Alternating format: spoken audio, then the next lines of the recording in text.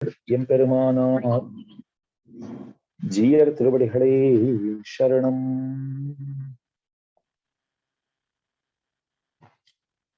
இன்னம் திருகாய் மொழிப்பிள்ளை தாமுபதேசித்தனே தன்னின்படியை தனவாத சொல் மணவாழ முனி தன் அன்புடன் செய் உபதேச ரத்தினமால தன்னை தன் நெஞ்சு தன்னில் தரிப்பவர் தாள்கள் சரணமக்கே.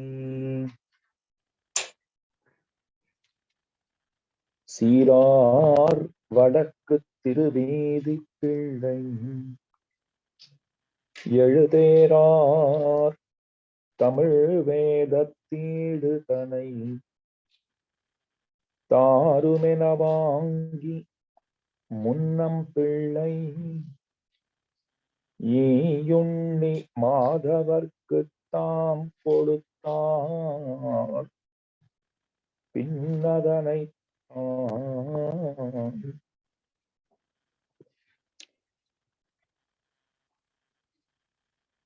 आழ்वारों के दिव्य प्रबंधों में श्री षटकोप स्वामी जी महाराज के सहस्र गीति की अधिक महिमा है।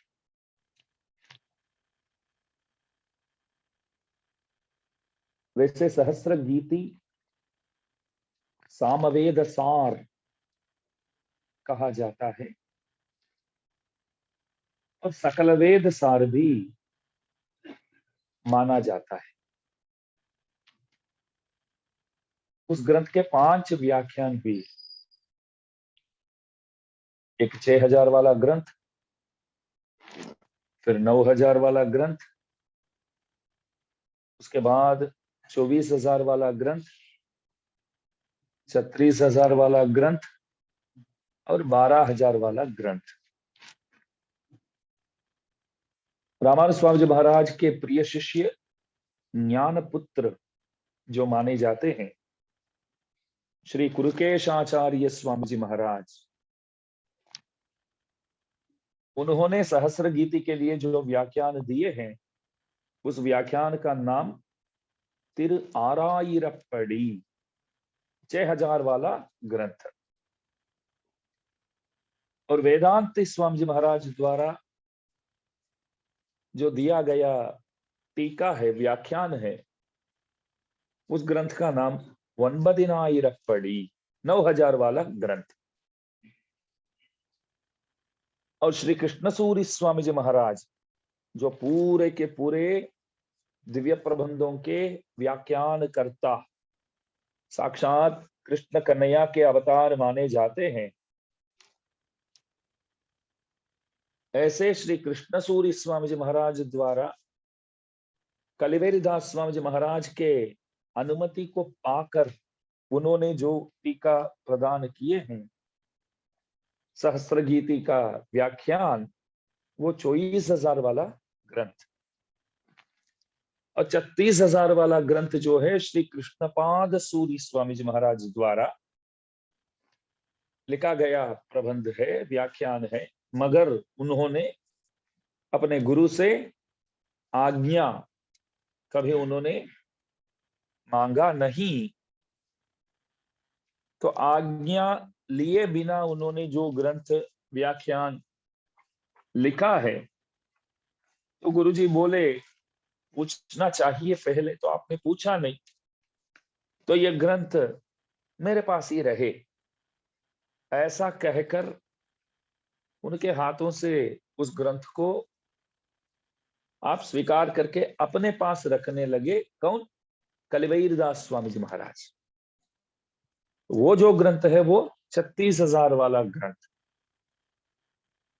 एक ग्रंथ बोले तो 32 अक्षरों की एक समूह जो है, एक अनुष्टुप जैसे, उसे एक ग्रंथ बोलते। और सुंदर जामात्र मुनि द्वारा दिया गया ग्रंथ 12,000 वाला व्याख्यान। ये 5 व्याख्यान हुई सहस्र गीति के, 1102 पाशुर वाला सहस्र गीति के 5 व्याख्यान हुई। सहस्र गीति और उनके व्याख्यान उन ग्रंथों को हम भगवत विषय कहते हैं। भगवत विषय, मानो कि कोई बंदा एक आचार्य पास जाकर बैठकर सहस्त्र गीति का व्याख्यान सुनता है, कालक्षेप करता है, तो वो बाहर आकर ऐसा बोलेगा, मैं भगवत विषय कालक्षेप करता हूं। क्या कालक्षेप है? गुरुजी क्या सिखाते हैं, क्या पढ़ाते हैं?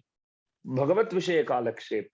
भगवत विषय मतलब, मैंने पहले भी बोला था कि सहस्त्र गीति में भगवान के बारे में अच्छी तरह समझाते हैं, और भगवान के सिवाय अन्य विषयों के बारे में इसमें कोई वर्णन ही नहीं है। तो पूरे के पूरे भगवान के बारे में, प्रभु के स्वरूप, रूप, गुण, विभूति इत्यादियों के बारे में खूब अच्छी तरह वर्णन करने वाला प्रबंध जो है, उसे भगवत विषय बोलते हैं। भगवत विषय सहस्त्र गीति और उनके व्याख्यानों को भगवत विषय बोलते हैं। भगवत विषय कालक्षेप, भगवत विषय कालक्षेप ऐसा बोलते हैं। तो ये 5 व्याख्यान सहित सहस्त्र गीति, और इन 5 व्याख्यानों में जो 36,000 वाला ग्रंथ जो है, वो परमाद्भुत ग्रंथ है। श्री कृष्णपाद सूरी स्वामी जी महाराज दिन में प्रवचन सुनते थे और रात को बैठ करके लिखते थे। पूरा गुरुजी जो बोले वो पूरा उन्होंने लिखा, ऐसे ध्यान में रख करके। सुबह ऐसे सीधा बैठ के प्रवचन सुनेंगे, शाम को बैठ करके पूरा लिखेंगे, रात को। तो कलवीरदास स्वामी जी ने देखा तो बहुत अच्छा तो लगा, बढ़िया लिखे आप। वैसे तो बस एकमात्र दोष इतना ही है कि आपने मुझसे पूछा नहीं। और ग्रंथ तो वैसे देखूं तो ऐसा लगता है कि परम गंभीर हाथी जो है, हाथी जो है परम गंभीर है। हाथी को खूब अच्छी तरह सजा के अगर मोहल्ले में जाने देते हैं तो कितना मजा आता है। हमारे वहां दक्षिण में देखेंगे तो गुरुवायूर नामक एक क्षेत्र है केरल में, कृष्ण भगवान वहां दर्शन देते हैं। वहां हाथी को खूब अच्छी तरह सजाते हैं और उसमें भगवान को बिठा के सवारी, साचा हाथी मां, वैसे बहुत मजा आता है देखने में। तो जैसे हाथी है, पहले से देखने में मजा तो आता है, और खूब अच्छी तरह सजा के उसको मोहल्ले में जाने देते हैं तो कितना मजा आता है। तो इस तरह व्याख्यान जो है, हाथी को श्रृंगार किया हो ऐसा लगता है। आपने ऐसा लिखा है, श्रृंगार किया गया हाथी की तरह, बहुत मस्त है व्याख्यान। परंतु मुझसे पूछा नहीं आपने, इसलिए ये प्रचार अभी होने नहीं दूंगा। मैं मेरे पास ही रखता हूं। तो स्वामी जी बोले ठीक है, आप ही रखिए, आपको जब मन लगे तब प्रदान कीजिए, दास लोग उसका अनुभव करेंगे। वैसे तो उन ग्रंथों को रख पूजा में रख करके पूजा करते थे वो। कोई कोई आचार्य हमारे ऐसे हुए, मूर्ति पूजा तो हम तो मानते ही है, अवश्य मानते हैं मूर्ति पूजा, हम अवश्य मानते। प्रभु के पर, व्यूह, विभव, अंतर्यामी और अर्चा। कुछ लोग ऐसा समझते हैं कि इसमें परत्व, जो वैकुंठ में प्रभु रहते हैं ना, वो ही सर्वोत्कृष्ट पद, सर्वोत्तम पद, क्योंकि सबसे पहले वही नाम आया है, परत्व। और इसमें सबसे नीचा जो है वो आखिर जो आया, अर्चा, ऐसा समझते हैं। ऐसी बात नहीं है। परत्व से बढ़कर व्यूह की महिमा, व्यूह से बढ़कर विभव की महिमा, अथवा अंतर्यामित्व की, अंतर्यामित्व से बढ़कर विभव की महिमा, विभव से भी बढ़कर अर्चा, अर्चावतार की महिमा है। अर्चावतार के सदृश कोई स्थान नहीं है प्रभु की, कोई स्थिति नहीं है। ऐसा मानते हैं कि वैकुंठ में जो भगवान विराजते हैं वही भगवान हमारे घर में भी, हमारे पूजा में वही भगवान विराजते हैं। सर्वशक्ति युक्त होकर के विराजते हैं, मगर अपने शक्तियों को छुपा कर रखते हैं, दिखाते नहीं है। वो उनके लिए भी अच्छा है, हमारे लिए भी अच्छा है, एक बात है। तो छुपा कर रखते हैं। बाकी तो वैकुंठ में जो प्रभु विराजमान है वही भगवान हमारे घर में भी हमारे पूजा में भी वही भगवान विराजमान है। तो मूर्ति पूजा तो हम मानते हैं, लेकिन हमारे कुछ आचार्य ऐसे महानुभाव ऐसे हुए, आचार्यों के सद ग्रंथों को रख करके पूजा करते थे। मैं जो बोलता हूँ 1000 साल पहले की बात है, और इससे भी पहले की बात है। नाथ मुनि जी तो चतुस्सहस्र गीति को, दिव्य प्रबंधों की पूजा करते थे। जैसे सिख संप्रदाय में गुरु ग्रंथ साहिब बोलते हैं, तो वैसे ही हमारे भी आचार्यों अनेक व्याख्यानों को, अनेक सदग्रंथों को पूजते थे। पूजा में रखकर पूजते थे, नित्य निरंतर पूजा करते थे, आरती इत्यादि करते थे, उतारते थे, कर्पूर आरती करते थे। तो षटकोप स्वामी जी के सहस्र गीति पर जो व्याख्यान भाषण कलिवीरदास स्वामी जी ने दिया है, तो तदनुसार श्री कृष्णपाद सूरी स्वामी जी महाराज ने जो लिखे हैं 36,000 वाला ग्रंथ अभी किसके पास पड़ा है? कलिवीरदास स्वामी जी महाराज के पास पड़ा है, उनके पास है। तो शिष्य क्या बोले, ठीक है आप रखिए, आपको जब बाहर निकालना हो, प्रकाशन जब भी करना हो आप तब करो, लोगों के काम में आ जाए तो अच्छा है, ना आपकी मर्जी। गुरुजी मैं क्या बोलूं आपको। तो अनेक शिष्य विचार करते थे कि गुरुजी वो कृपा करके देंगे ना तो अच्छा लगेगा, क्योंकि सुनते समय तो बहुत अच्छा तो लगता है विषय, लेकिन उठ के जाते हैं तो सब चीजें हम भूल जाते हैं। ऐसा लगता है कि सुनते समय सब समझ में आता है, जब उठकर जाते हैं तब 1 घंटा तो बढ़िया निकला तो सही है, मजा आया सही है, लेकिन क्या बोले वो कुछ याद नहीं रहता। और स्वामी जी बिना एक ही नाम, तो वो अलग आचार्य, ये अलग आचार्य, नाम तो एक ही होता है। हमारे दिमाग में ये घुसता नहीं है, ये बात अलग है। पहले स्वामी जी कैसे ये सब याद करते हैं, याद रखते हैं, वो भी एक बात है। आचार्यों कैसे याद रखते हैं, अनेक आचार्य, धर्म के तो अनेक आचार्य हुई, तो नाम तो मालूम होना ही चाहिए, क्योंकि आचार्य हमारे लिए आए। जब अवतार ही हमारे लिए हुआ है तो हमको तो मालूम होना ही चाहिए, वैसे नहीं। तो अनेक शिष्यों विचार करते थे कि वो ग्रंथ बाहर आ जाए तो अच्छा है। इनमें एक थे ये माधवाचार्य स्वामी जी महाराज करके, माधवाचार्य जी, वो वेदांती जी का भी माधवाचार्य, वो अलग है, ये माधवाचार्य जी अलग है। ये युन्नी माधवर, वो क्या ये युन्नी का अर्थ होता है ईंद मुंबवर, बांट के सबको दे करके पाने वाले, कुल का ही नाम है, सरनेम है वो स्वामी जी महाराज का। ये युन्नी सबको खूब बांटते हैं, बाद में वो पाते हैं, उनका स्वभाव ऐसा। उनका कुल के कोई बड़े पूर्वज भी ऐसे होंगे, अथवा आप ही ऐसे थे, माधवाचार्य जी ऐसे थे, वो मालूम नहीं, लेकिन सरनेम है ये युन्नी। मतलब क्या हुआ, बांटेंगे फिर खाएंगे, खाली खाएंगे बांटेंगे नहीं, ये नहीं करते। बहुत लोग ऐसे होते हैं, खाते हैं बांटते नहीं। नहीं, हमारे वहां कांची में भगवान को तो भोग तो रोज लगता है। शाम को एक क्षीरान्न नामक एक प्रसाद बनाते हैं, नित्य निरंतर शाम को तो वो भोग लगता ही है, बनता ही है। टेस्ट के हिसाब से देखा जाए तो वो बहुत मजेदार प्रसाद तो नहीं कह सकते, वैसे रोज बनता है तो ये मामूल है रोज बनाना, तो वो हाथ में देते हैं तो ज्यादातर लोग हम विचार करते रहेंगे कि किसको दिया जाए। और हमारे वहां एक तो ऐसा है कि आपको अगर स्वीकार नहीं करना है तो आप हाथ भी जोड़ सकते हैं, वो सही नहीं है वैसे। प्रभु आकर के उनके प्रसाद आपको दिया जाता है और आप हाथ जोड़ते हैं तो वो उचित तो नहीं है। लेकिन इस तरह सोचो, वो लेंगे और हम पाएंगे नहीं और किसी को ढूंढना पड़ता है, इससे अच्छा पहले ही हाथ जोड़ दे वे, तो अपमान भी नहीं है, एक बात है, तो अपमान भी नहीं है। हमारे वहां एक कहावत भी है, रंगने दैवम कंब में कावेरी, बहुत बहुत बढ़िया बात है।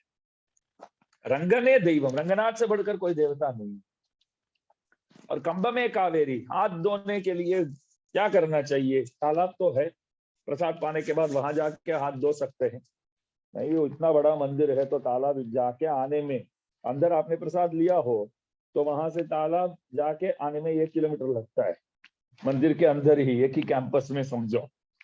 तो कोई बंदा बोलेगा अरे इतना तो वक्त नहीं है तो क्या करेंगे, बड़े बड़े तो अपने तो पत्थर की है सब मंदिर जितने भी है, पत्थर से बनाया हुआ है, काला पत्थर से, बड़ा बड़ा मंडप है।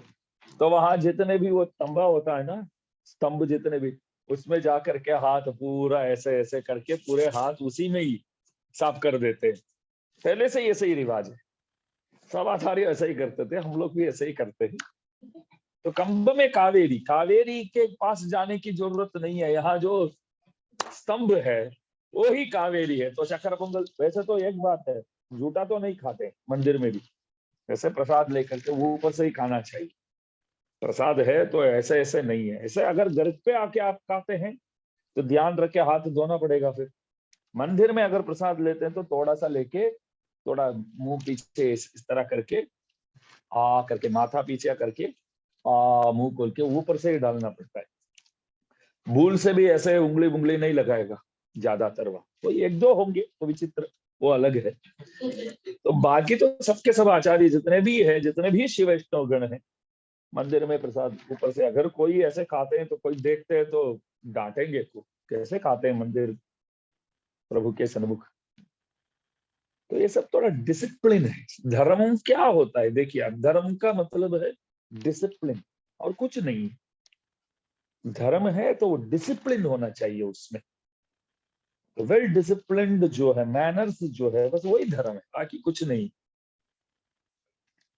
तो ये पहले से आचार्यों ये कैसे डिसिप्लिन है करके आप पूछ सकते हैं, है पहले से ऐसा। तो उसमें ऐसे ऐसे सब तंबा ढूंढता ही रहेंगे, सब ढूंढते ही रहेंगे। तो मानो कि शाम को प्रसाद देते हैं तो इतना तो बोलना नहीं चाहिए, ज्यादा मजेदार नहीं होता है प्रसाद रोजाना जो देते हैं वो। तो ढूंढते रहते हैं, कोई टूरिस्ट वाले आते हैं ना, लो प्रसाद, इतना खुश होकर के ले जाते हैं ना, बोला। और वहां के ही होगा तो ये पता चल जाएगा आपको, वो बोलेगा कि दास को हो गया, तब मालूम पड़ता इसी गांव के हो, हाँ इसे, हाँ पता चल गया। समझो कि बहुत सुंदर प्रसाद दिया गया, समझो बढ़िया प्रसाद दिया गया, तो किसी को ढूंढने की तो जरूरत ही नहीं है। मस्त प्रसाद है यार आज तो, बैठो ऐसे, तो और मिल सकता है करके और मांगते हैं। तब तब जो बांटते हैं ना रोज, वो मजाक भी करते हो, पूछते हैं अरे रोज देते हो तो हाथ जोड़ते हो, आज आकर के और चाहिए करके है। अरे प्रसाद ऐसा है भाई, आज आज भगवान बढ़िया मूड में है, समझो रोज ये ऐसे मूड में नहीं होते, मतलब प्रसाद इतना बढ़िया नहीं होता है, आज प्रसाद बहुत अच्छा है तो और तो दो, आओ थोड़ा ऐसा। तब क्या करते हैं, ले जाते हैं सबके साथ बैठ करके खाना है तो नहीं, अकेले खाने का है। रोज जो देते हैं वो सबको बांटने का है, स्पेशल होता है तो अकेले खाने का है, ऐसा है ना। तो ये युण्णी, आप ऐसे नहीं थे, ये युण्णी माधवाचार्य स्वामी जी, आप ऐसे थे कि प्रसाद ठीक ठाक है तो आप पाते थे, बढ़िया है तो सबको बांटते थे, समझो। बढ़िया है तो बोले कि टूरिस्ट लोग इतने लोग आए हैं यार, कब खाएंगे बोलो, आज तो दो, उन लोगों को दिया जाए प्रसाद।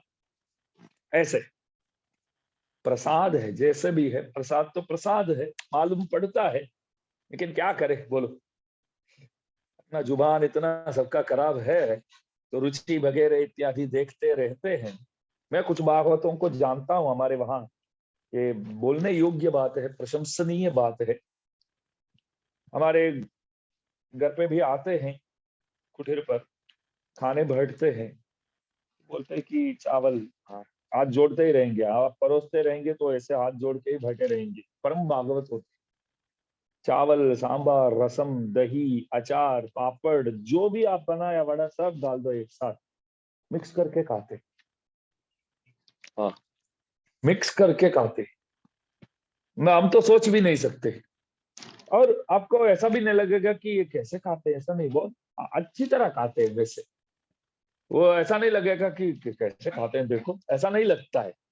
और उसको अच्छी तरह मिला करके, और तिरुमाड़ी गई है आचार्य के वहां खाते हैं तो भी जूठा नहीं करना चाहिए, उन लोगों का इतना ध्यान रहता है। आचार्यों के वहां खाते हैं तो अपने को ऐसे ऊपर से ही खाना पड़ेगा, ऐसा। इतना ध्यान देते और सब मिक्स करके खाते बेचारे। पर भागवतों का लक्षण है ये सब। और रुचि इत्यादि पर तो कुछ बोलेंगे ही नहीं। आपने नमक डालना भी भूल गया होगा, आप पूछेंगे प्रसाद कैसा है, तो वो तो बढ़िया है, भगवान को भोग लगाया हुआ है, इसमें पूछने की क्या बात है, ऐसा बोलते। भगवान को भोग लगाया हुआ है, इसमें पूछने की क्या बात है, तो बढ़िया है, अद्भुत है, परमाद्भुत है। फिर हम पाते हैं प्रसाद तो मालूम पड़ता है कि इसमें तो नमक है ही नहीं। तब हम क्या करते हैं, लाओ थोड़ा नमक। शास्त्रों में ऐसा विचार किया गया, ये गलत है। प्रभु को भोग लग गया, प्रभु ने वैसा ही पा लिया, तो आप क्या और नमक डाल के आप खाएंगे क्या? ये विचार सही है क्या? तो और नमक नहीं डालना चाहिए। प्रभु ने स्वीकार कर लिया, राजाधिराज वो चुपचाप खाए हैं, आप तो एक सामान्य, उनके सामने तो भिखारी हो, आपको क्या नमक चाहिए आपको? हा? हम ऐसा बोलते कि वो तो सब बातों में राजाधिराजा है, बस हम ये कि इसी बात में राजा है, बाकी सब में तो भिखारी तो है। एक चमचा नमक में क्या इतना सा नमक ना हो तो कैसे खाएंगे? ये युन्नी सबको प्रसाद बांटते हैं, फिर पास एक स्वादुन भुंजीत भुंजीत दश बिस्सा, सबको बांट के खाना चाहिए। तो ये युन्नी माधवाचार्य स्वामी जी महाराज नामे एक शिष्य हता कलिवेगदास स्वामी जी ना। આ વિચાર કરતો હતો આ ગ્રંથ મળી જાય બધાના કામ માટે, બધાના ઉદ્ધાર માટે, પણ ગુરુજી નથી દેતા, आलता नहीं। अपने पास रख लिया ग्रंथ, तो कोई जाकर के पूछते हैं तो ग्रंथ के बारे में बोलते हैं रहने दो यार, बात कलिवीरदास स्वामी जी बोलते रहने दो, बस मेरे पास है, सुरक्षित है, बाहर नहीं देना चाहिए। वैसे तो कृष्ण सूरी स्वामी जी महाराज का 24,000 वाला ग्रंथ है, बस उसको लेकर के अनुभव करो सब। नहीं स्वामी जी महाराज, उससे भी ये विस्तृत है ये ग्रंथ, वो 24,000 वाला ग्रंथ है, ये 36,000 वाला ग्रंथ है। इसका मतलब ये हुआ कि उस ग्रंथ से भी अधिक विषय इस ग्रंथ में उपलब्ध है और मजा आता है, तो कृपया दीजिए। स्वामी जी बोलते थे नहीं, बहु प्रकार प्रार्थना करके भी माने नहीं स्वामी जी। बहु प्रकार प्रार्थना किया तो एक दिन बैठ करके बहुत देर तक पांव भी दबाने लगे, समझो। गुरुजी बोले आज तो बहुत देर तक पांव दबा रहे हो, क्या बात? स्वामी जी एक बात है, बस वो ग्रंथ जरा आप देंगे ना तो हम लोगों का कल्याण हो जाएगा। बस आज बहुत हो गया, बस को बस आराम करना है, पांव बहुत दबा दिया, आप घर जा सकते हैं। ऐसे एक ग्रंथ के लिए ये सब। आजकल तो कोई शिष्य तो, वो तो आप बोले ना वही ना, उसमें वही लिखा है ना जो प्रवचन में बोलते थे, वही है ना। तब भी कुछ समझ में नहीं आया, अभी पढ़ करके जब सामने बैठ करके सुने थे तब भी कुछ समझ में नहीं आया। अभी क्या पढ़कर हमको समझ में आएगा? आप ही रखिएगा, कुछ नहीं देंगे, आप देंगे तो भी नहीं चाहिए हमको, आप देंगे तो भी नहीं चाहिए हम, बस रखिएगा। हमारे घर में वैसे तो पुस्तक रखने की जगह भी नहीं, लोग बोलते। कुछ लोग ऐसे होते हैं पुस्तक को देख करके वैसे खुश हो जाते, पुस्तक को देख करके ऐसे खुश हो जाते हैं, लगातार फोन करते रहते हैं कि ये पुस्तक चाहिए, ये पुस्तक चाहिए, ये पुस्तक चाहिए। जैसे हमारे भावनगर के ऋषिकेश भाई है, उनको मालूम पड़ जाए कि कोई पुस्तक है कहीं पड़ा है तो लगातार फोन करते रहेंगे। तो 8-10 बार किया, कोई उठाते नहीं, कोई करेगा 8-10 बार? बोलो, 1-2 बार करेंगे, फिर बोलेंगे पुस्तक की नसीब में नहीं है, हमारे नसीब में नहीं है। ऐसा होते हैं, वो पुस्तक के पीछे कोई भी बंदा अगर पागल हो जाता है, वो तो हमेशा के लिए पागल ही रहेगा। फिर बोल, हमेशा के लिए पागल रहेगा। दास को अभी भी याद है, हमारे पिताजी बहुत पुस्तक पढ़ते थे, मतलब ग्रंथावलोकन बोलते, सदग्रंथों पढ़ते ही रहते थे। कुर्सी में बैठ के हम पास में जाकर के हम कुछ बोलते रहे, हम्म हम्म हम्म, फिर हम बोले अप्पा हमने क्या बोला? बोलो तो, हाँ क्या बोला बेटा, क्या बात? अरे क्या ऐसे पूछते? नहीं, ध्यान ही नहीं था वहां। जैसे हम मोबाइल में आ जाए वही होता है, लेकिन पुस्तक की जगह मोबाइल। हम्म ऐसे। अनगराचार्य स्वामी जी महाराज पूछे पाठ प्रतिवादी भयंकर कम्युनिकेशन स्किल जो बोलते हैं वो बहुत आवश्यक है। कहा सबके साथ आपको अच्छी तरह कम्युनिकेट करना पड़ेगा और व्यवहार सबके साथ बढ़िया रखना पड़ेगा। तो आप धंधा करते ना करते, खाली बैठे, कैसे भी हो, आप कम्युनिकेशन बहुत आवश्यक है, कभी काम में पड़ता है। सबके प्रति आप एक ख्याल रखते हैं कि सामान्यतः एक good morning message, forward message तो बहुत बेकार है, वो छोड़ दो। गुड मॉर्निंग करके फॉरवर्ड मैसेजेस तो ठीक है, बाकी आप कहीं मिलते तो एक बार जाकर आप कैसे हैं, परिवार सब कुशल मंगल है, इतना आप हर एक व्यक्ति से किधर भी देखते हो पूछ लेते हो, तो आपका काम कभी उनसे पड़ता है तो अवश्य वो काम आपके लिए करेगा ही, समझो। इतना तो वो याद रखना चाहिए। हम लोगों ने वो सब छोड़ दिया, इसलिए तो प्रचार थोड़ा कम हुआ। पहले बहुत आचार्यों वो सब में बहुत ध्यान रखते थे हर एक के प्रति। एक दिवाली आ जाए तो एक पोस्ट कार्ड तो पक्का सबके वहां, हैप्पी दीपावली गुरुजी भेजते थे। तो शिष्यों को लगता था देखो गुरुजी हमको याद करके वहां बैठे बैठे, कोई कांची में, कोई तिरुपति में, अथवा कोई मेलकोट में, तो वहां से अपने आचार्य हमारे लिए ग्रीटिंग्स भेजे कार्ड, और साथ साथ थोड़ा अक्षत भी रख के, थोड़ा तुलसी इतना रख के, बस प्रभु से आपके लिए प्रार्थना किया तो बहुत हो गया एक शिष्य के लिए। और क्या चाहिए बोलो आप, बहुत हो गए। आजकल तो वो सब वैसे बीच में एक बार दो बार छोड़ दिया तो रह गया, तो हमेशा के लिए वो कायम माटे बंदी तई गयु बंदा। मुझे याद है पिताजी पहले कार्ड छपा के वो भेजते थे हर एक को, हैप्पी दीपावली करके, नूतन वर्षाभिनंदन, ऐसा है। ये बोलने में हमको कोई दिक्कत नहीं है। गुरु पूर्णिमा पहले, ये गुजरात आने के पहले तो मैंने उस दिन भी बोला था, तो हर महीना आप लोग कुछ सेवा करते थे, और गुरु पूर्णिमा आ जाए तो थोड़ा अमाउंट भी ज्यादा आता है। दिवाली के बाद यहाँ इकट्ठा करके सब गुरु की सेवा के लिए सब भेजते थे, वो 15,000, 16,000 अथवा 10,000, 8,000 जो भी ये सब मिलके कुछ भेजते थे। तो माता जी बेचारे तब भी कार्ड वगैरह सब स्वयं जा करके प्रिंटर्स में वो बोल के आते थे कि 200 कार्ड्स चाहिए, ऐसे happy Deepawali, happy new year, ऐसे नीचे हमारे दोनों भाइयों का नाम लिख करके वो प्रिंट करके लगभग 5-6 साल तक हमने भी सबको भेजा। तब उस वक्त 93 से लेकर के समझो, 93 से लेकर के 99 तक, जब से यहाँ आना शुरू हुआ तब से सब बंद हो गया।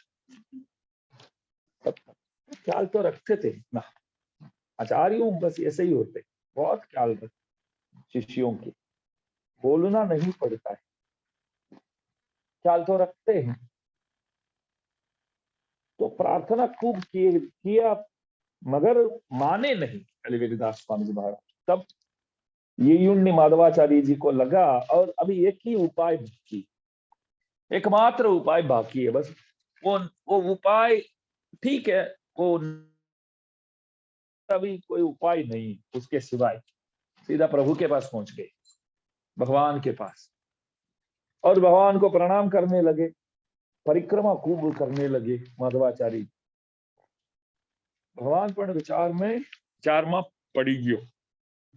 रोज आते हैं, दर्शन तो करते थे, रोज आते थे, दर्शन करते थे, आज तो प्रणाम किया और परिक्रमा तो लगातार करते रहते हैं, तो क्या बात है, लगातार परिक्रमा करते हैं तो क्या बात है। तो अर्चक स्वामी जी के ऊपर आवेश हो करके, अर्चक स्वामी जी में प्रभु आवेश हो करके, अंदर से आवाज जो है प्रभु की, समझो क्या चाहिए माधवाचार्य जी, आज तो खूब परिक्रमा कर रहे हैं आप, क्या बात है, प्रदक्षिणा बहुत कर रहे हैं आप।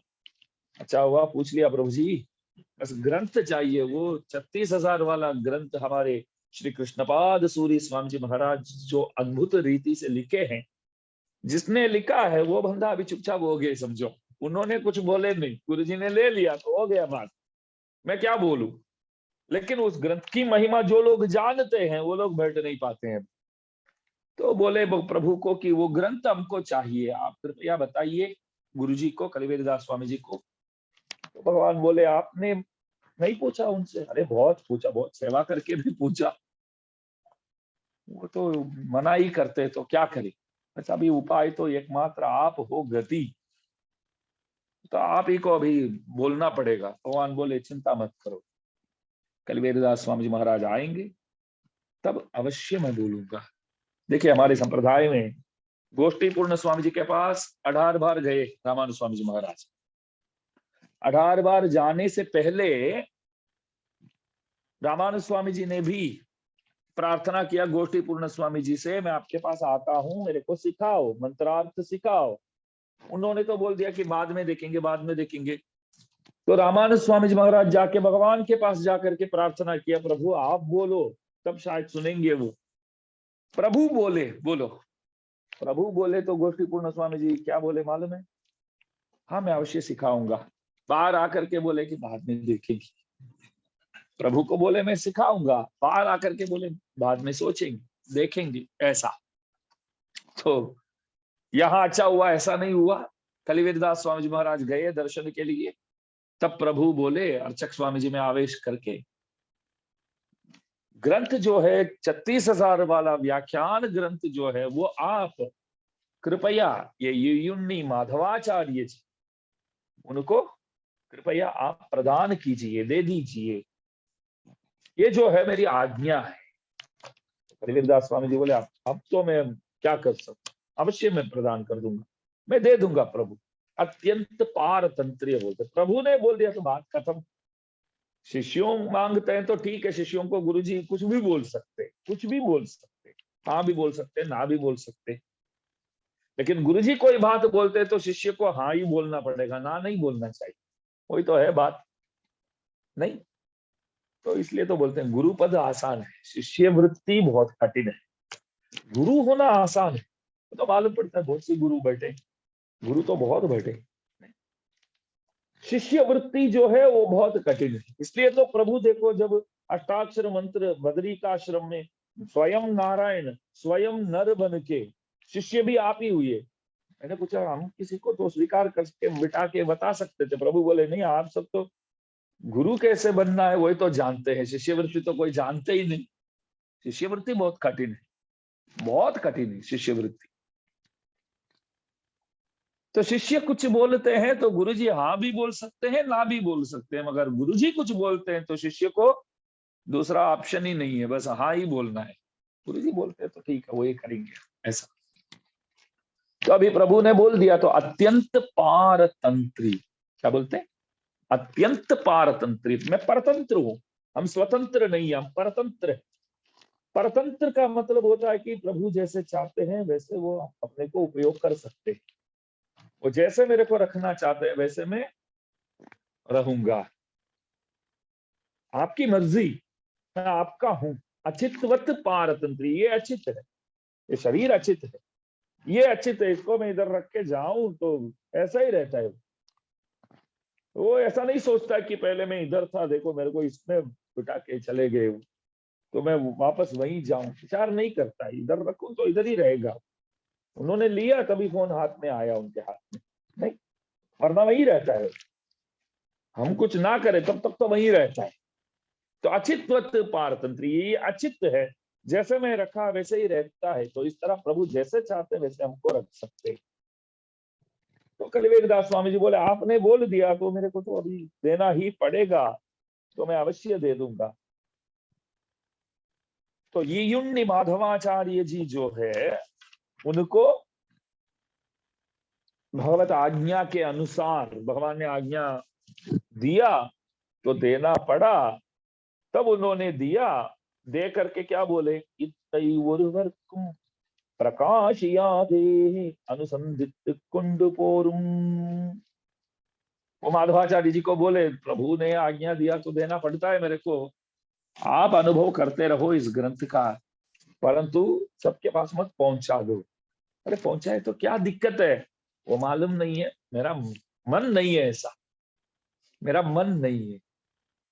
कारण यह है कि कोई भी ग्रंथ है गुरुजी के पास बैठ करके उनके मुखार बिंद से सीखे तो वही सही है। वैसे तद्विद्धि प्रणिपातेन परिप्रश्नेन सेवया उपदेक्ष्यन्ति ते ज्ञानम ज्ञानिनः तत्वदर्शिनः। गीता में भगवान बोलते हैं कि अर्जुन, ऐसे सामान्य रीति से सामान्य रूप से हमको कुछ भी प्राप्त नहीं होता है दुनिया में।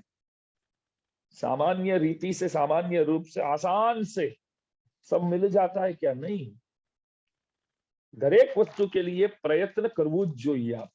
तो कुछ सीखना है तो गुरु जी के पास बैठ करके परिचर्या करके, सेवा करके गुरु जी के मुखारविंद से आपको सीखना पड़ेगा। तद विद्धि प्रणिपातेन, जाना पड़ेगा और आपको प्रणाम करना पड़ेगा, प्रणाम करके सेवा करना पड़ेगा। उपदेक्ष्यन्ति ते ज्ञान, तब प्रसन्न हो करके, प्रसन्न चित्तात्मक गुरु जी जो है तब उपदेश करते। तो कुछ कारण होगा। कलिवीरदास स्वामी जी क्या बोले माधवाचार्य जी को, किसी को मत दीजिएगा, बस आप ही रखिएगा। तो ऐसा उन्होंने दिया था। आंगवर पाल पित्त श्री आழ்வான் अप्पिள்ளை, वो माधवाचार्य जी का और एक नाम है। श्री आழ்वान अप्पिள்ளை एक तमिल नाम है। अप्पिள்ளை शब्द का अर्थ शायद ऐसा हो सकता है अழகிய पिள்ளை, सुंदर बालक। बालकृष्ण भगवान का नाम समझो। अप्पिள்ளை, पिள்ளை माने बालक, सेल्व पिள்ளை, संपत कुमार बोलते, तो पिள்ளை समझो तो कुमार, बालक। अप्पिள்ளை सुंदर बालक। श्री आழ்वान, छोटे आழ்वान बोलते हैं। क्यों छोटे आழ்वान? पुरेश स्वामी जी महाराज जो है वो बड़े आழ்वान, तो उनसे जो अलग है ये दिखाने के लिए, समझाने के लिए क्या नाम दिया गया है? छोटे आழ்वान। छोटे आழ்वान अप्पिள்ளை, सुंदर बालक। किसका नाम है ये? माधवाचार्य जी का। ईयुण्णी माधवाचार्य जी का एक अद्भुत नाम है। उन्होंने क्या किया? ताम कोडुत्तार तम मगनार तम कईल, ग्रंथ तो मिल गया हाथ में, वो नित्य निरंतर अनुभव करते रहे उस ग्रंथ का, उस ग्रंथ का अनुभव करते रहे। ईड नाम व्याख्यान का, उस दिन मैंने बोला था, ईड एक कवच की तरह रक्षा करता है ग्रंथ। क्या नाम है? ईड। 36,000 वाला ग्रंथ का नाम ईड। 5 व्याख्यान सहित तिरुवाइमொழி शास्त्र गीति का नाम, 5 व्याख्यान भगवत विषय, 5 व्याख्यान सहित सहस्त्र गीति का नाम भगवत विषय। और ये जो 36,000 वाला ग्रंथ का नाम ईड, कवच समझो। तो उन्होंने क्या किया? माधवाचार्य जी नित्य निरंतर अनुभव करते थे। तो उसके बाद उन्होंने अपने बेटे को बुला करके, जैसे एक निधि को इकट्ठा किया गया धन को एक पिताजी अपने बेटे को देते हैं, सौंपते हैं, बेटा अब तक मेरा था, अब से तू संभाल करके जैसे देते हैं, वैसे उन्होंने अपने बेटे को प्रदान किया। तो उनका शुभ नाम है पद्मनाभार्य। माधवाचार्य जी के सुपुत्र पद्मनाभार्य। एक तो अच्छी बात है, कुछ नया नाम आए अभी, या और किसी आचार्य के नाम नहीं है वैसे अभी तक तो। पद्मनाभार्य जी, तो माधवाचार्य जी उन्होंने अपने प्रिय पुत्र पद्मनाभाचार्य जी को उन्होंने दिया। वो यहां बताते हैं, ஆங்கவர்பால் பெத்த சிறியாழ்வான் அப்பிள்ளை தாம் கொடுத்தான் தம் மகனார் தம் கையில் பாங்குடனே நாலூர் பிள்ளை கவர்தாம் நல்ல மகனார் கவர்தாம் மேலோர் कींदार அவரே மிக்கு। इस प्रकार नमपिள்ளை स्वामी जी, नमपिள்ளை स्वामी जी कौन है?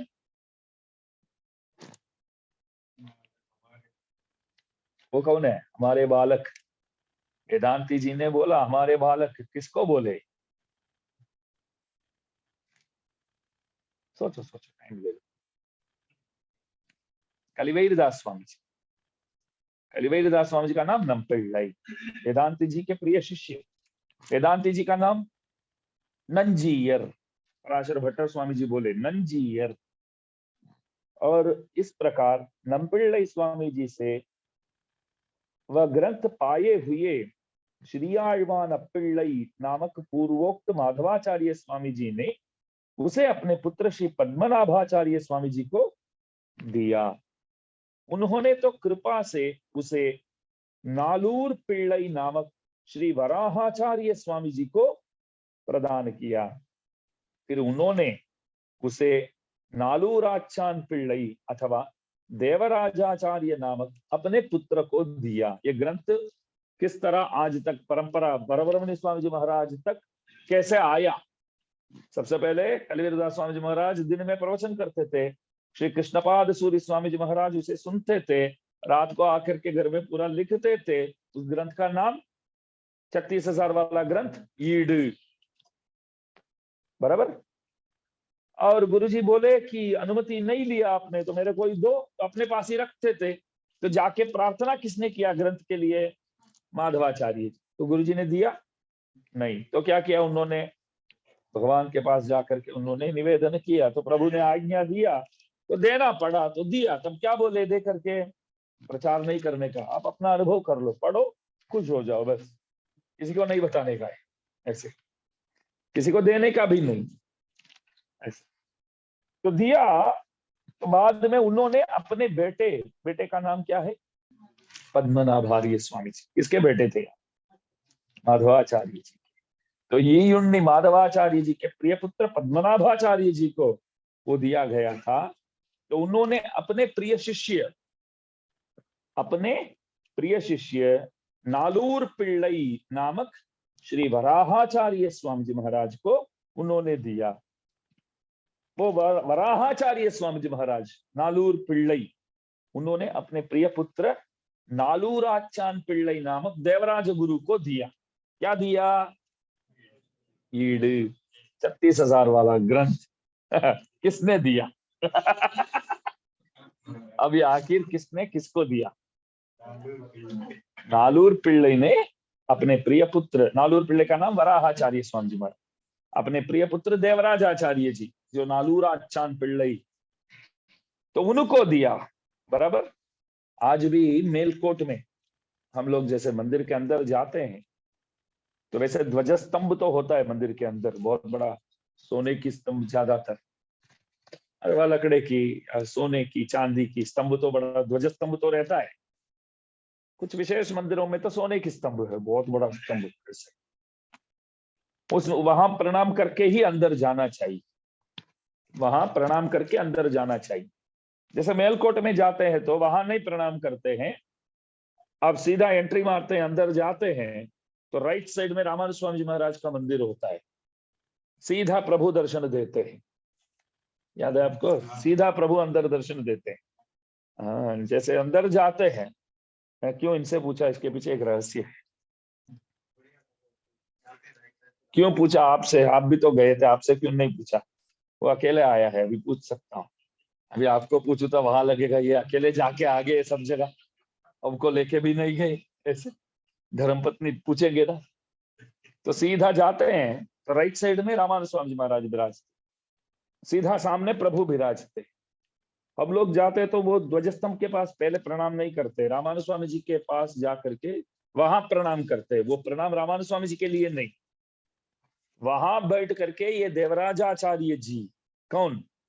श्री वराहाचार्य जी के पुत्र, नालूर पिल्लई के सुपुत्र नालूर आचान पिल्लई नामक देवराजाचार्य स्वामी जी महाराज, वो अपने शिष्यों को ये भगवत विषय कालक्षेप कराते थे, मतलब अध्ययन कराते थे। बहन जी समझ में आता है ना आपको? हमें चिंता ना करो, आता है बंधु आवड़े से। तो देखिए वहां बैठ के आप प्रवचन करते थे। कौन? देवराजाचार्य जी महाराज, नालूर आचान पिल्लई, वराहाचार्य जी के सुपुत्र, नालूर पिल्लई के सुपुत्र, नालूर पिल्लई वराहाचार्य और देवराजाचार्य नालूर आचान पिल्लई। तो वहां मैं समझा शेषाद्री जी आगे तो पहुंच गए, आज कैसे आए? तो देवराज आचार्य जी वहां प्रवचन करते थे।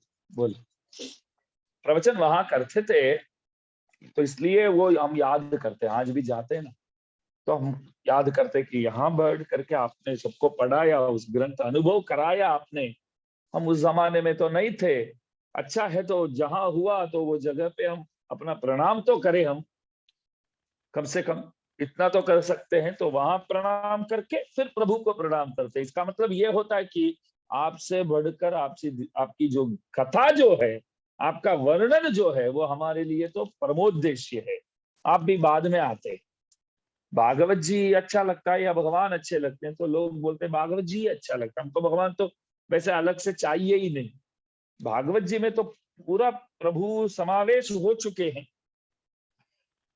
भगवान बोले कि मम इदम, मैं इसमें हूं, ये मेरा है, ये मैं हूं, इसलिए तो उसका नाम पड़ा भागवत। भगवान जो है वो स्वयं बोलते हैं मैं इसमें हूं, कलयुग में मैं भागवत जी में ही हूं। तो लोग भागवत जी करके बहुत मान देते हैं। साक्षात भगवान सामने आ जाए तो भी बोलते हैं कि नहीं, भागवत जी जैसे मजा तो आप नहीं दे सकते हमको, आप दूर हो जाओ। ऐसे जैसे नाम भी देखो, भगवान का नाम इतना अच्छा लगता है, पर आचार्य हम बोलते हैं कि भगवान होवे ना होवे, नाम तो है हमारे पास, बहुत हो गया, ये बहुत हो गया। அவன் தூரஸ்தனானாலும் இது கிட்டி நின்று உதவும்। लोकाचार्य स्वामी जी महाराज मुमुक्षुपड़ी नामक रहस्यार्थ ग्रंथ में तिरुमंत्रार्थ बोलते हैं, वैसे रहस्यार्थ सर्वस्व, उस ग्रंथ में बोलते हैं कि भगवान भले दूर रहे, किधर भी रहे, द्वारका में थे प्रभु, हस्तिनापुर में अपमान किया, किसके अपमान, द्रौपदी, तो काम में तो आए ना, नाम लिया तो काम हो गया। वैसे नाम से ही काम हो जाता है प्रभु के। हाँ। तो नाम से ही काम हो जाता है, तो प्रभु आप किधर भी रहो, बस नाम से काम। इस तरह भगवत विषय ग्रंथ जो है वो ग्रंथ ऐसा है कि प्रभु से भी हमारे लिए और भी माननीय है, इसलिए जाते हैं तो पहले प्रणाम वहां करते हैं जहां अध्ययन कराते थे, आप सबको पढ़ाते थे, उसके बाद प्रभु को प्रणाम करते हैं, यहाँ प्रणाम करके अंदर प्रवेश करते हैं। तो कृष्णपाद सूरी स्वामी जी महाराज द्वारा लिखा गया वो ग्रंथ दिया गया माधवाचार्य जी को। माधवाचार्य जी अपने प्रिय पुत्र पद्मनाभार्य जी को दिया। वैसे तो मैं भी अभी भूल गया, आप लोगों ने बोल दिया, मैं विचार में पड़ गया वो कौन थे ऐसा। तो पद्मनाभाचार्य जी अपने प्रिय शिष्य वराहाचार्य स्वामी जी महाराज को दिया। अभी तो बोलते हैं कल पूछूंगा, देख कल है मजा। तो वराहाचार्य जी देवराज आचार्य जी अपने प्रिय पुत्र, मतलब एक आचार्य ने एक पुत्र को दिया, पुत्र ने एक शिष्य को दिया, शिष्य ने अपने पुत्र को दिया, ऐसा है बराबर। तो ऐसा शुरू से बोलेंगे तो एक आचार्य, कोई एक आचार्य नंपिल्लई कलिवेरदास स्वामी जी अपने शिष्य को दिया माधवाचार्य जी को। लिखा किसने? कृष्णपाद सूरी स्वामी जी महाराज। आथर अलग है बराबर, आथर और कोई, आथर भले और कोई, फिर भी आथर कलिवीरदास स्वामी जी ही माने जाते हैं, क्योंकि मैंने जो दिन में प्रवचन किया वही तो आप उसमें लिखे हैं, तो मैं आथर हूं। कलिवीरदास स्वामी जी इसलिए तो अपने पास रख लिया। तो उन्होंने अपने शिष्य को दिया, शिष्य ने अपने पुत्र को दिया, पुत्र ने अपने एक शिष्य को दिया, उस शिष्य ने अपने पुत्र को दिया, देवराज आचार्य तक इस तरह आया बराबर। तो वही दादाजी बहुत अच्छी तरह है समझाते हैं। नंपिल्लई स्वामी जी के पास ईड ग्रंथ पाने वाले पूर्वोक्त माधवाचार्य स्वामी जी ने, जिनका दूसरा नाम था श्री आழ்वान अप्पिल्लई, उसे अपने पुत्र को दे दिया।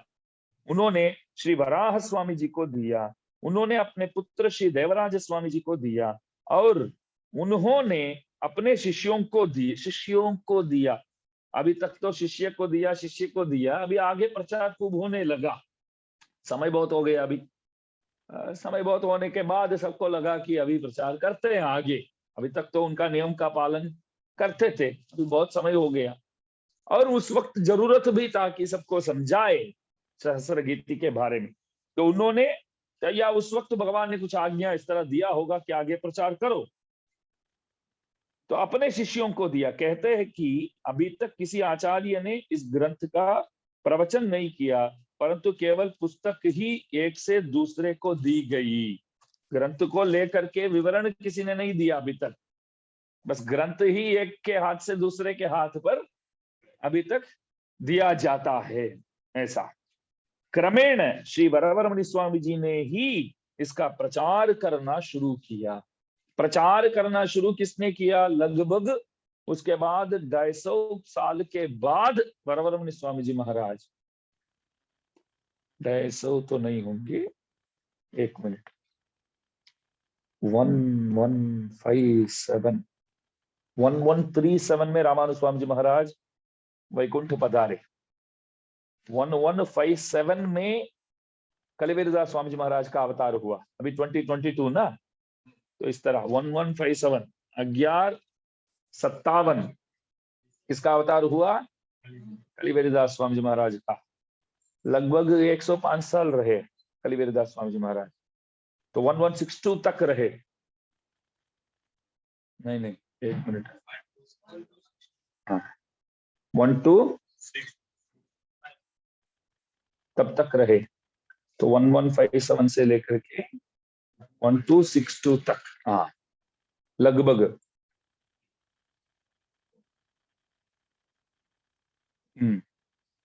तो वन नहीं, और थोड़ा आगे पीछे करना पड़ेगा, इसको देख के बताऊंगा।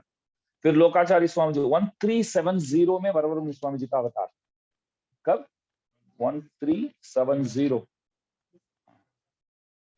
1205 में लोकाचार्य स्वामी जी महाराज का अवतार, कृष्णपाद सूरी स्वामी जी के सुपुत्र, जो कलिवीरदास स्वामी जी के कृपा से आए। तो आपका अवतार 1205 में, तो कितना साल हुआ? अब बोल, 1205 में आए तो 870, 817 ईयर्स, सही ना? 817 इतना ना, आप जो बोले वो। तो 1370 में कौन आए? वरवरमुनि स्वामी जी महाराज। 1268 में वेदांत देशिक स्वामी जी महाराज आए। 1368 या 1369 तक वो रहे। उसके बाद 1370 में वरवरमुनि स्वामी जी महाराज का अवतार। 1017 में कौन आए बताओ? हाँ, रामानुज स्वामी जी महाराज। 1017, इसलिए तो 2017 में हमने सहस्राब्दी मनाया। 1017 आप आए, 1370 वरवरमुनि स्वामी जी आए, 650 साल हुए अभी। तो वरवरमुनि स्वामी जी के समय तक तो समझो कि लगभग 200 साल पहले कलिवीरदास स्वामी जी महाराज का अवतार, ऐसा। तो 200 साल तक ग्रंथ ही सबको दिया जाता है। कोई आचार्य उस ग्रंथ को लेकर के ज्यादा प्रचार ही नहीं किया, समझो। ज्यादा मतलब कल जितना वरवरमुनि स्वामी जी ने प्रचार किया उस ग्रंथ को लेकर, ये भाव है। नंबिल्लई स्वामी जी ने ईड ग्रंथ पाने वाले माधव प्रभृति आचार्यों ने भी उनकी आज्ञा के विरुद्ध उसका प्रचार करने का साहस नहीं किया। शायद वे स्वयं वो ग्रंथ वांचते होंगे और पूर्वोक्त अपने पुत्र अथवा शिष्य एक व्यक्ति मात्र को दिए होंगे। श्री वरराज स्वामी के पुत्र श्री देवराज स्वामी जी ने ही श्री वरदराज भगवान की विशेष आज्ञा होने के कारण, उन्होंने भी भगवान की विशेष आज्ञा होने के कारण 2-3 व्यक्तियों को उपदेश दिया। एक एक करके आते थे, तो मैंने बोला ना, मेलकोट में जाते तो पहले वहां प्रणाम करके फिर यहाँ प्रणाम करते हैं। तो 2-3 व्यक्तियों को वहां उपदेश किया। उन 2-3 व्यक्तियों में एक थे वरवरमुनि स्वामी जी के गुरु जी, श्री शैलेशाचार्य स्वामी जी। श्री शैलेश दया पात्रम इसलिए बोलते हैं। वो तिरुवायुमொழி पिल्लई, सहस्रगीति आचार्य नाम है उनका। सहस्रगीति पर ही वो मग्न थे, उसी ग्रंथ को नित्य निरंतर अनुभव करते थे।